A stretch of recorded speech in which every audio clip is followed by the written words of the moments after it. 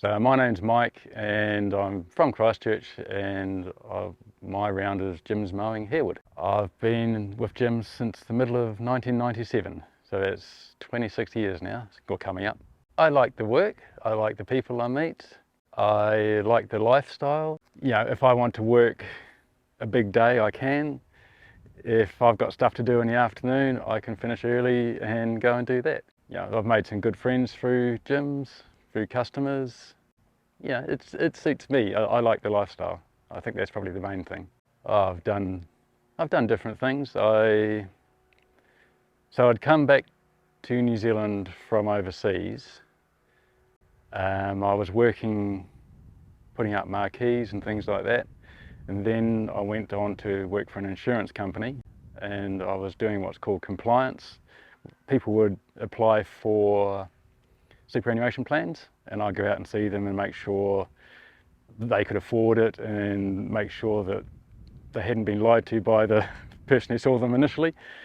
And so that was my job. And then I got made redundant from that job because they found out that the position, there was a conflict of interest.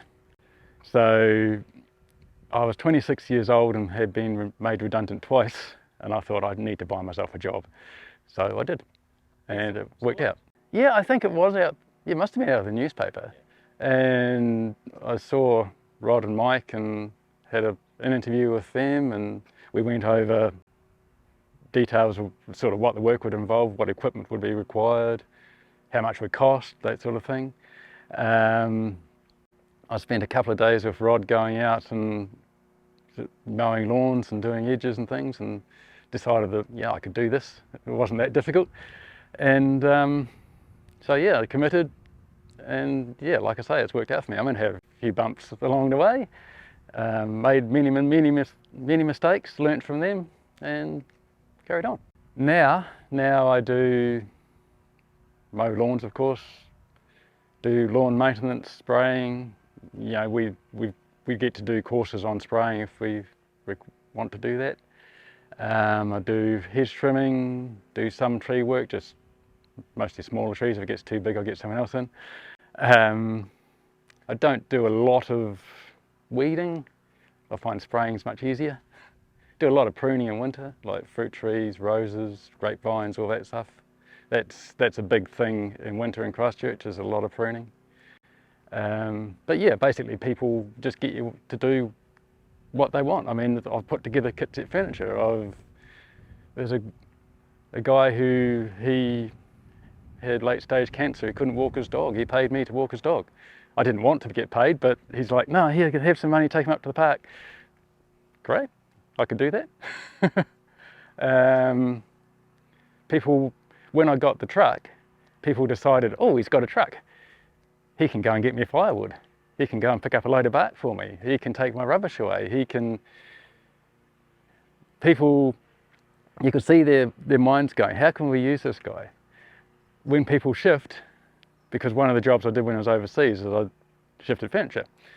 So when people shift, they get me to go and hire a truck, and I shift them. I don't shift them far. Normally it's from one suburb to the next, but you know, I get a couple of guys and off we go. It's nice to do different jobs. You don't want to be mowing all the time. It's nice to have a bit of a challenge, like a little bit of light landscaping, like putting irrigation in or garden edging or something like that. It's just something a bit different. And you know, as long as you've got the time to do it, you know, and the customer wants you to do it, why not? So I had an injury which wasn't Jim's related.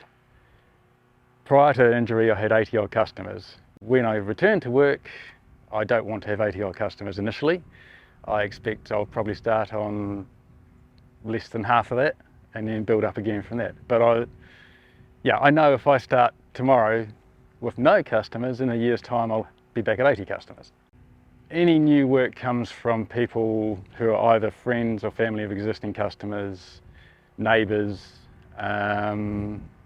people, just random people will stop in the street and talk to you, get a card off you, whatever. One time I actually had someone follow me home. This is many years ago. I live in Bishopdale in Christchurch, and I was doing a job in Riccarton, Christchurch, which is probably 5 or 6 k's away. I'm driving home, it was fairly late when I finished, and it was starting to get dark. And I noticed there's this van following me. I'm thinking, why is there a van following me? And I carry on and the van keeps following me. I'm like, well, this is weird, he seems to be following me. I pull into my street, which is a no exit street, and sure enough, this van follows me into the street. I'm like, did I cut him off or something? What happened? So I pull up back into the drive and he pulls up behind me. I back into the drive and these two big dudes get out of the van. I'm like, oh, this will be interesting. So get in the drive, get out of the car, and they come across and they're like, oh, we saw you doing this job and we just live around there. We've got some work for you to do. Can you come by tomorrow? I'm like, yeah, sure, that's great. I'm going, but yeah, I turned up the next day and I think I mowed their lawn and took a fridge to the dump for them, something like that. It was a long time ago, but it was just so random. I always remember that. For me, I like to have that rapport of customer. I've got customers that I've been going to for more than 20 years.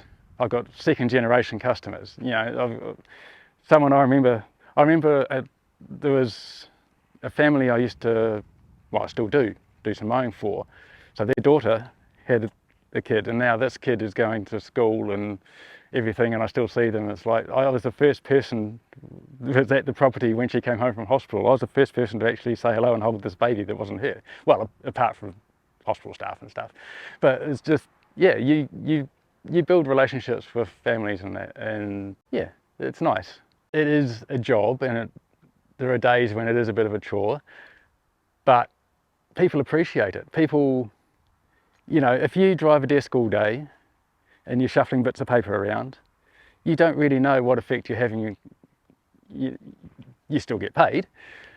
Whereas I can go and I can have a look and go, wow, that looks good. That looks really nice. That's much better than it was. I can walk away knowing that. And then if the customer comes out and says, oh, fantastic job, Mike, that makes me feel good. You know, still want them to pay me. Yeah. You're basically walking for a living.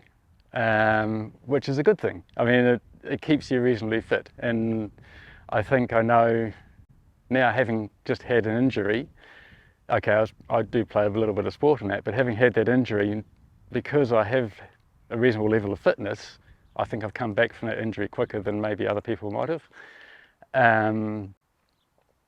So yeah, you need to look after yourself, but it also, the work itself helps you stay fit. Well, a big part of it now is the fact that I've already been recommended to someone. So Mrs. Jones's neighbour says, oh, here's Mike, he does a good job. Mrs. Jones can have a look and go, oh yeah, that's all right. So that's a big thing to start with. So they're already happy enough. They already, okay, they expect you to do a job to a certain level, which of course you're going to do. And I guess to come back to your question, gyms is, people like to know that there's an office that they can call up. So again, I'm broken at the moment, so my customers are now relying on gyms mowing as a group to take care of them. I mean, a lot of people have made their own arrangements themselves anyway, but there's a lot of operators out there that come and go. And I know, again, from being off work for a little while, people have got another contractor in and they haven't been reliable. They may have turned up once and then they've said they come back, but they won't. They may have not done the job to the level that the person was expecting. Once you build a relationship with customers, it becomes much easier. You know, when you first see someone and they say, okay, this is what I want done, you make sure you go over and say, right, so you want this shrub trimmed to this shape, you want the roses pruned to this height, whatever. You make sure they understand what you understand what they want and they understand what you're going to do. Then if you keep doing that, they're going to be happy. If I've needed assistance, it's been available. I mean, there's been times when I've come across situations which are new to me. So having someone like Rod who's already experienced that, or knows someone who has experienced that, you know, that's a good thing. I can go, you know, show them some photos of a lawn. Is this piranha or is this grass scrub? You know, contacts for people who do water blasting or something like that, which maybe I wouldn't be able to do.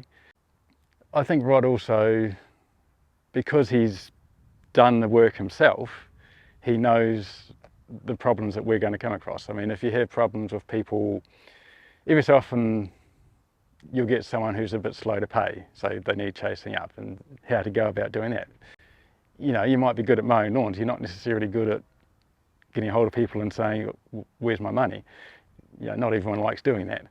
You operate it as your own business, so what you put into it, you'll get out. You know, if you expect Rod in the office to provide you, to hold your hand all the way, that's not going to work. You know, you need to take it on as your own business and to operate as such. Like, honestly, the first couple of years financially were not great. I mean, they weren't bad, I was paying the bills, but you know, it takes you a while to learn. It takes you a while to realise that, oh, I didn't charge enough to do that scarifying job. That load of rubbish cost me way more to dump than I expected it to. Those sort of things. You just learn that, and you will make mistakes, and sometimes you have to rectify those mistakes at your own expense. That's part of it. If you're capable of communicating with people, if you're capable of doing the work, you should be able to make it work, you know. I mean, you know, you need to find out what your customers actually want. Some people live by themselves. They don't see many people during the course of the week. And you'll turn up and they want to have a chat, maybe have a cuppa. In my mind, it doesn't hurt to take 20 minutes out of your day. It gives yourself a rest. You can sit down, have a cuppa, you have a chat with them. They will give you more work. They will also recommend you to their friends and family. I mean, it's not going to happen straight away, but like from the smallest little job, like this silly little lawn that takes you 10 minutes that you think, this is a waste of time me being here, especially when you spend another 20 minutes having a cuppa with that person. But then, like it has happened for me on a few occasions, I've got substantial jobs from friends or family of theirs, and all because, well, probably because I took the time to talk to these people. If you want to request a free quote, phone 0800 454 654 or jimsmowing.co.nz.